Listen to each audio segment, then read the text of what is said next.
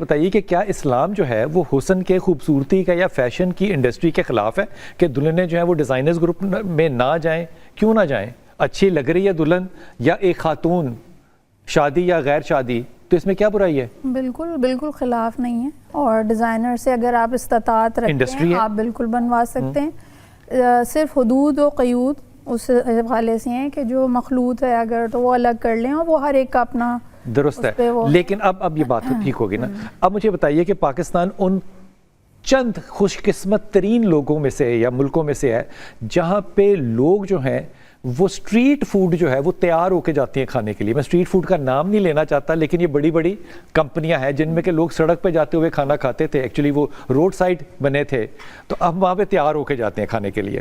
اس کے بعد جتنا پاکستان کی خاتون برانڈ کانشیس ہے نا، دنیا میں کوئی نہیں ہے۔ بالکل۔ تو ایک آپ غریب ملک ہیں، اوپر سے آپ دینی تعلیم دیتے ہیں، اوپر سے حجاب کی انڈسٹری ہے، قرآن فہمی کمال ہے ماشاء اللہ تعالیٰ، نعت کی انڈسٹری بہت بڑی انڈسٹری بن چکی ہوئی ہے، اور پھر ہم کہہ رہے ہیں کہ جناب ہم مطلب تربیت حاصل کرنا چاہتی بھی ہے ہماری عورت یا نہیں؟ نہیں چاہتی۔ تربیت کوئی حاصل نہیں کرنا چاہتا، نہ تربیت مل رہی ہے، نہ کوئی حاصل کرنا چاہ رہا ہے، نہ تربیت ٹارگیٹ ہے۔ بس جو چیز آ رہی ہے، آپ نے صحیح کر دی، خواہش ہی نہیں ہے، خواہش ہی نہیں ہے، اور ایک بھیڑ چال ہے انڈسٹری، جو انڈسٹری آ رہی ہے وہ بنتی ہے، اس کو فالو کرنے لگتے ہیں۔ جو ٹرینڈ ہے، ٹرینڈ سیٹر جو ہیں وہ انفلوئنسرز ہیں، انسٹاگرام ہے، وہ پہلے دوسرے تھے۔ اور یہ انفلوئنسرز ہمارے علماء کیوں نہیں ہو سکتے تھے؟ دیکھیں علماء خود ہی نہیں تعلیم پہ، جب نہیں بڑا سوشل میڈیا کرتے ہیں میرے علماء، قرآنی تعلیم پہ علماء عمل نہیں کریں گے تو وہ انفلوئنسر کیسے بنیں گے؟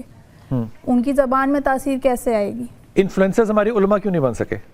اس لیے کہ علماء نے ایک تو یہ ٹرینڈ بہت لیٹ پکڑا ہے، وہ دنیا کے ساتھ بہت لیٹ چلتے ہیں۔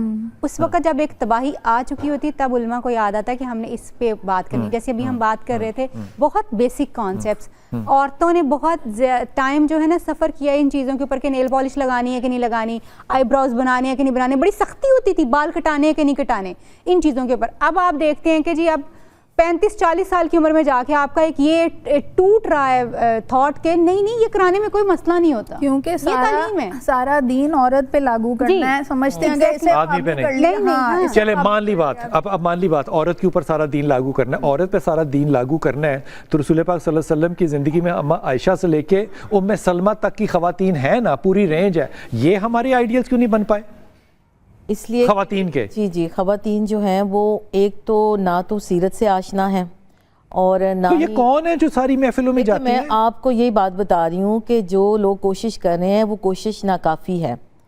یعنی کہ جتنے بھی لوگ، آپ نے بھی بات کی، دورہ قرآن لے رہے ہیں، قرآن کے ساتھ جوڑ رہے ہیں، اور یہ بھی ایک رویہ ہے۔ جب بھی آپ نے یہ پوچھا کہ علماء کیوں اس لیول پہ نہیں پہنچ سکتے، کیونکہ جب ہم اسلام کو برا نہیں کہنا چاہتے تو ہم علماء کو برا کہہ دیتے ہیں معذرت کے ساتھ۔ یعنی کہ یہ بھی ایک رویہ ہے۔